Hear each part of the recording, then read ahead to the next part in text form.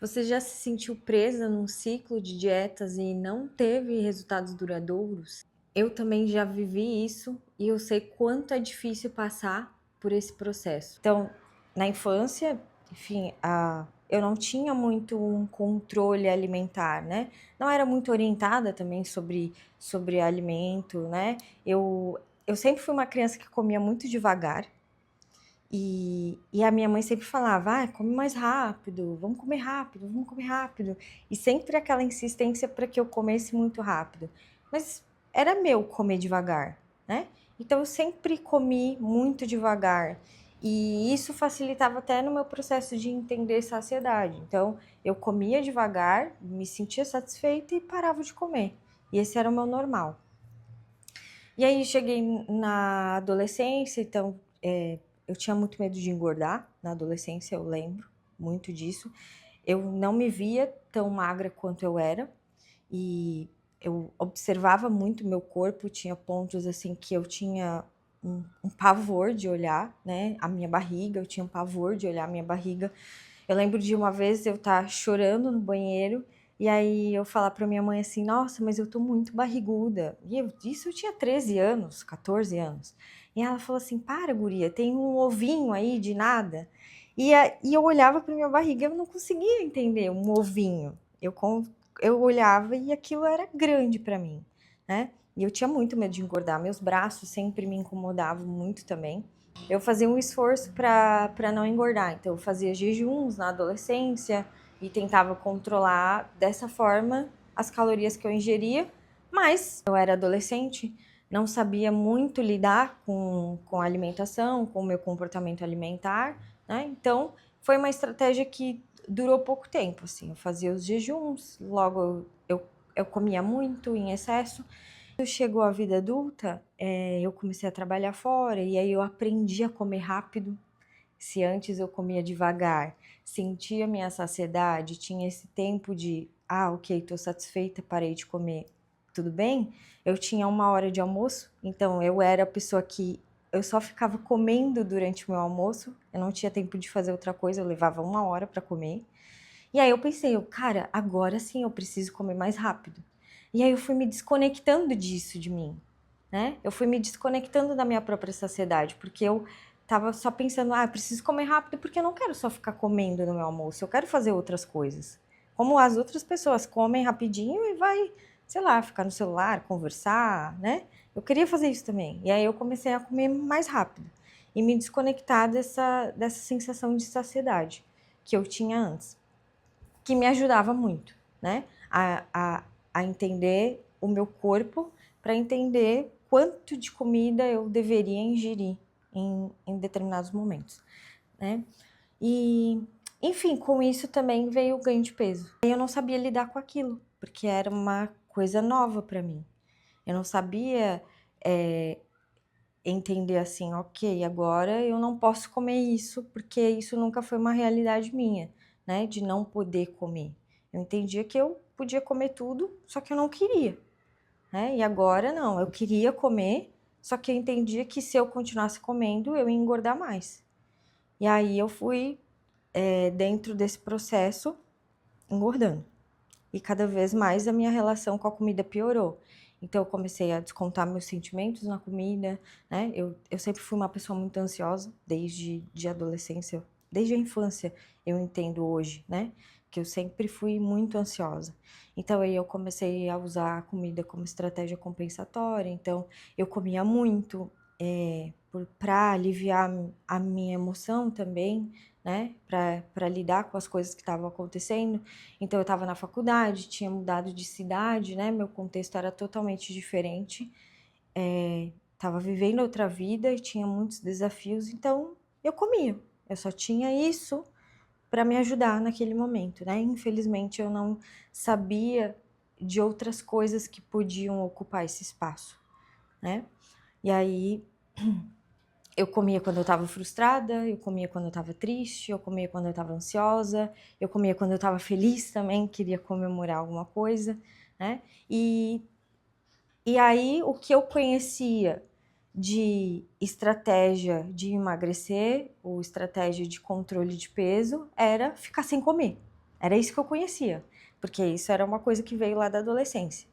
E aí eu comecei a fazer jejuns. Então pensei, ok, preciso emagrecer, não tô feliz com o meu corpo, não é assim que eu quero ficar. E aí eu comecei a fazer jejuns, né? Então eu comia para aliviar as emoções e daí eu fazia jejuns de 12 horas, 18 horas. Cheguei a fazer jejum de 24 horas. E em seguida eu comia de novo porque eu tava com muita fome, tinha passado um longo período sem comer e também tinha todas as emoções das coisas que estavam acontecendo na minha vida naquele momento. E é claro que eu não ia conseguir lidar com aquilo, estando com fome, tendo passado por um período de sofrimento já. Estar sofrendo pela situação que eu estava vivendo, eu ia comer, eu comia.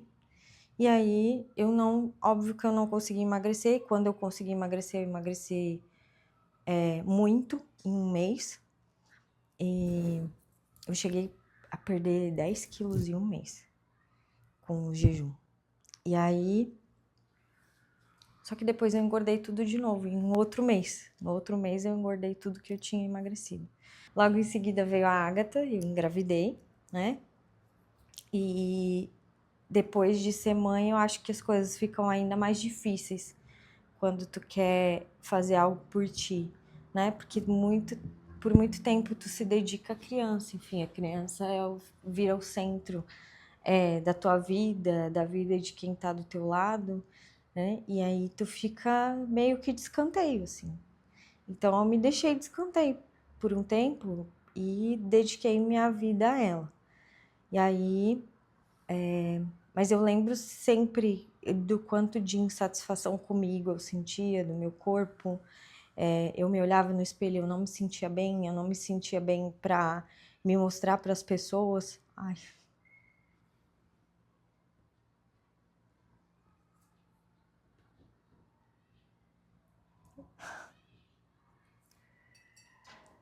Na última aula da jornada eu chorei igual um bebê. Sério. Uhum. E aí, nesse momento, eu me vi totalmente de escanteio e só que eu ia nos lugares e eu não conseguia ter energia para brincar com a minha filha. Minha filha tinha aprendido a andar e eu tinha que correr atrás dela, né? Então, eu não tinha disposição para correr atrás dela, porque eu fazia muito tempo que eu não me exercitava. E também veio o período de cuidar da alimentação dela, né? Então, a introdução alimentar dela. E eu comecei a estudar sobre isso. E daí, em determinado momento, eu pensei, cara, como assim eu dou tudo de melhor para ela e eu entendo que ela precisa de tudo de melhor e quando ela vai dormir, eu me encho de salgadinho e chocolate e sorvete, né? Porque eu faço isso comigo se eu entendo que para ela não é bom, né? Por que eu faço algo ruim para mim, sendo que eu estou ensinando algo bom para ela e eu nem estou fazendo esse algo bom para mim? Como que eu vou conseguir mostrar o melhor do mundo para ela se eu não estou fazendo o melhor do mundo para mim? Tanto que no aniversário dela, até eu comprei um vestido, porque eu queria muito. Eu pensei, daí eu tava nessa fase que eu entendo que daqui para frente eu quero olhar para mim, eu quero me cuidar, quero ser melhor para mim, até para ser um exemplo para ela. E aí eu entrei numa loja online, enfim, fui comprar um vestido. E aí eu comprei um vestido para mim, só que eu lembro muito bem que eu comprei um vestido e eu escolhi um vestido que tinha mangas bufantes. Por que mangas bufantes? Porque eu entendi, eu não posso mostrar meu braço. De maneira alguma eu posso mostrar meu braço nessa festa. As pessoas não podem ver o meu braço. Porque, enfim, olhar para mim não era agradável, né? Então, até dói até falar isso, né? Que a gente chega num ponto que olhar pra gente não é agradável, né? Então, eu cheguei nesse ponto que olhar pra mim não era agradável. E aí, às vezes,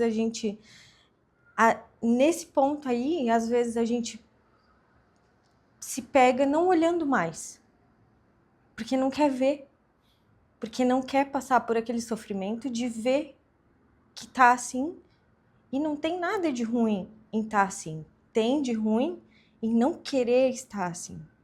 E se achar ruim, ou se frustrar, ou ficar triste por estar assim, né? Então, esse é um ponto que às vezes as pessoas param de se olhar e elas acabam se perdendo, porque aí não se olham mais, por consequência, não vão mais acessando o que está acontecendo, entendendo? Vou deixar isso para cá porque isso me traz desconforto e eu não quero lidar com isso agora.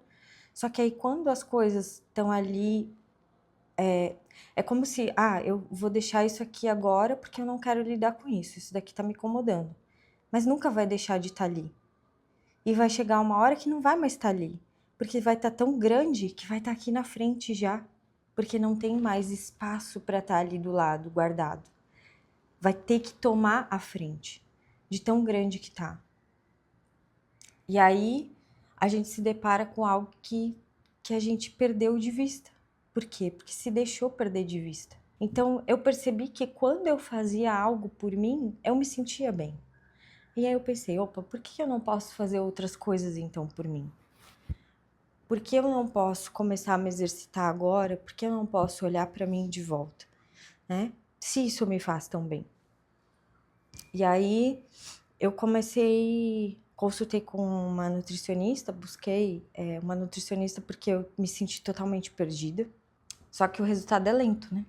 As coisas não acontecem do dia para a noite como eram as minhas estratégias antigas. Mas eu já tinha percebido que o que era antigo e o que eu já tinha feito não dava certo. Então eu precisava fazer algo diferente do que eu fazia antes para que isso desse certo. Eu fiz a minha formação em terapia cognitivo-comportamental e lá tinha um módulo de transtornos alimentares. E aí eu entendi, poxa, eu não tenho um transtorno alimentar, mas eu tenho algo que a gente chama de comer transtornado, que é quando a pessoa não fecha critérios para um diagnóstico de transtorno alimentar, porque ela não tem os sinais e sintomas que precisa, que estão lá específicos para o transtorno, ou ela não tem duração suficiente de sintomas, mas ela tem um sofrimento significativo com aquele comportamento ou com aqueles sintomas, né?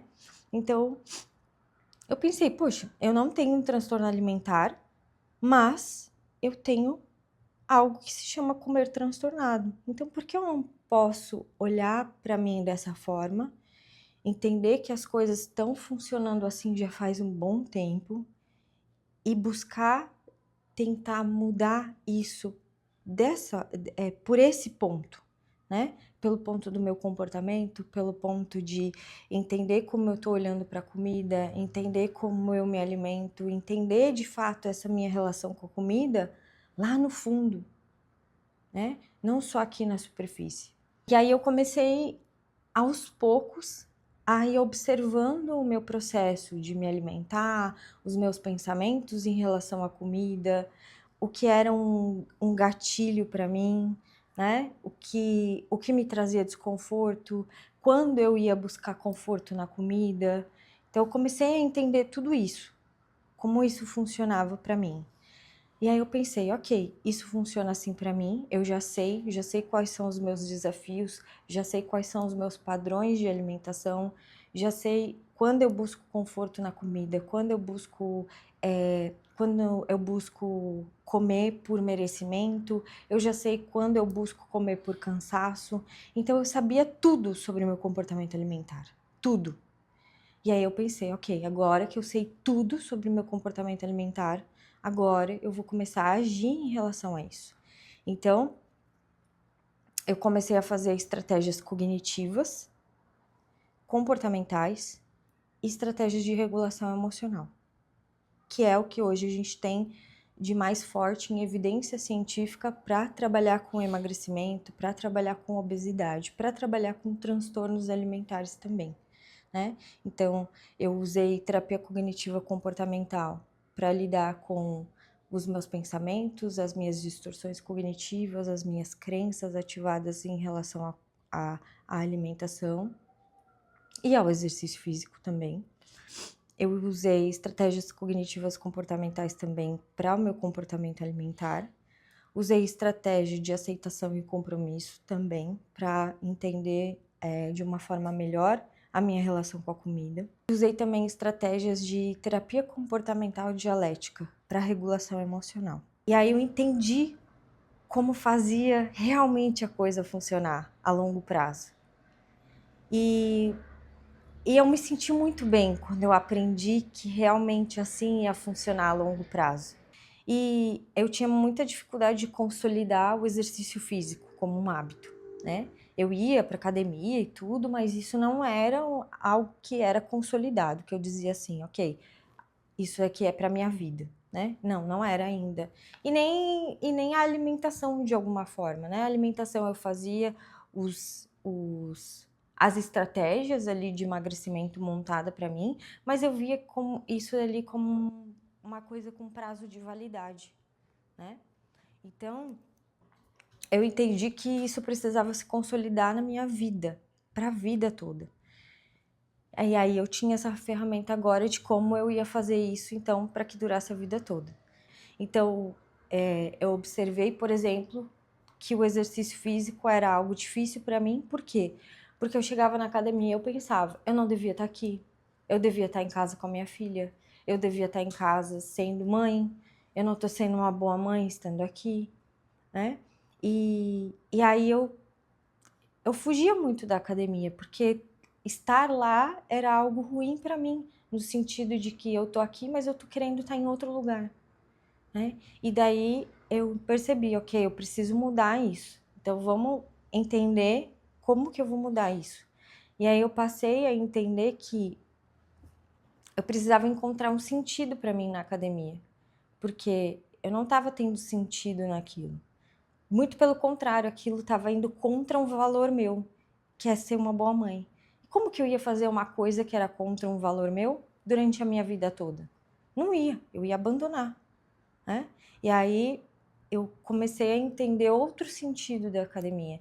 Então, hoje eu entendo, por exemplo, que quando eu vou lá, eu sou uma pessoa que eu sou capaz, eu alimento esse autoconceito, né? De ser alguém capaz, de ser boa para mim, de ser boa para minha filha, de estar mais atenta depois, né? Então eu mudei essa forma de ver aquilo. E hoje a academia se encaixa nos meus valores de vida. Então, antes algo que não se encaixava nos meus valores e que eu não ia seguir aquilo a longo prazo, se encaixa nos meus valores e é algo que eu vou levar para minha vida. Por quê? Porque eu vou abandonar algo que é valoroso para mim. Eu demorei, na verdade, para entender tudo isso, né? Entender tudo isso, aprender tudo isso e aplicar tudo isso de uma forma que desse certo para mim, né? E, enfim, eu fiz minha graduação em psicologia, que são 5 anos, a formação em terapia cognitivo-comportamental são 2 anos, a formação em obesidade e emagrecimento mais 1 ano, né? Fora o financeiro aí disso tudo, que é algo grande, né? E é isso que eu busco trazer na jornada. Compactar tudo isso para que as mulheres possam fazer isso, chegar nesse lugar que eu cheguei de uma forma simplificada, porque não é um processo fácil também, né? E às vezes a gente precisa estar junto com alguém quando algo não é tão fácil, né? A gente precisa de orientação. Imagina como eu me senti perdida lá, né? Naquele ponto que eu pensei, eu entendi que eu preciso mudar, eu sei o que eu preciso mudar, mas como que eu vou fazer isso? Né? E daí eu descobri como que eu vou fazer isso sozinha, é uma coisa muito difícil às vezes, né? Então a jornada ela vem com essa proposta e esse propósito de trazer isso de uma forma que você se sinta acompanhada, olhada, que alguém te pega na mão e fala assim, ó, eu passei pelo mesmo que tu tá passando.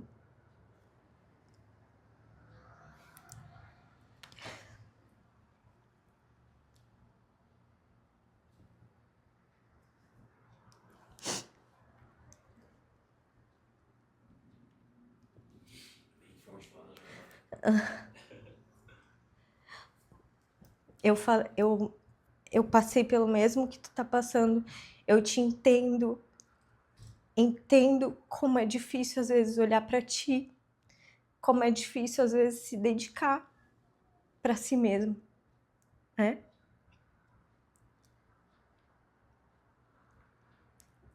E parece besteira, né? Parece besteira quando a gente fala, até os homens, assim, meu marido, né? Ele falava assim: ai, para, que besteira, tu tá bonita, né?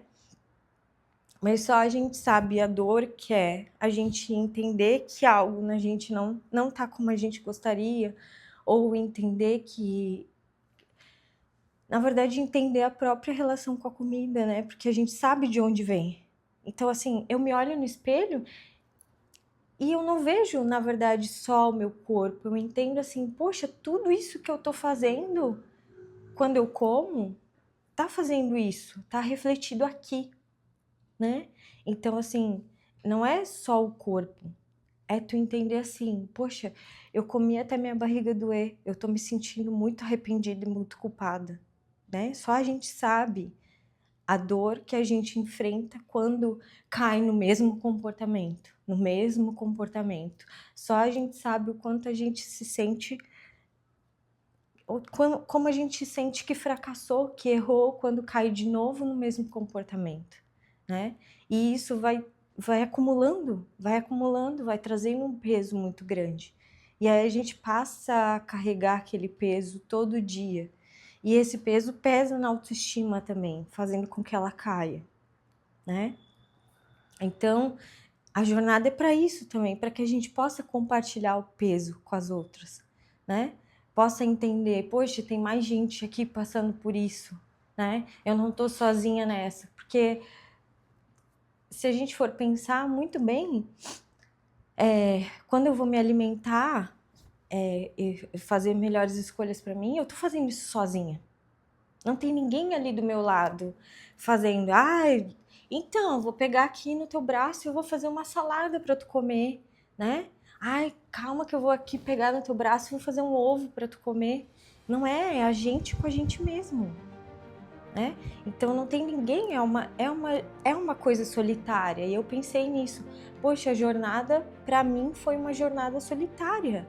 Mas eu não quero que seja uma jornada solitária para outras pessoas. Não precisa ser.